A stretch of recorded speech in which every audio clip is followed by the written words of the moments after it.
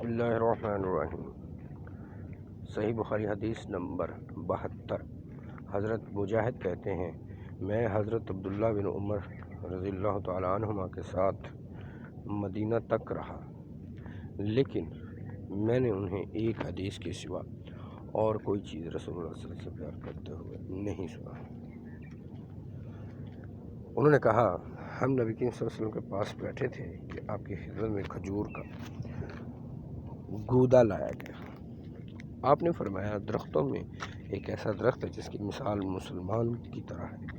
میں نے ارادہ کیا کہ بتاؤں، وہ کھجور ہے، لیکن میں لوگوں میں سے چھوٹا تھا، اس لیے خاموش رہا۔ نبی صلی اللہ علیہ وسلم نے فرمایا،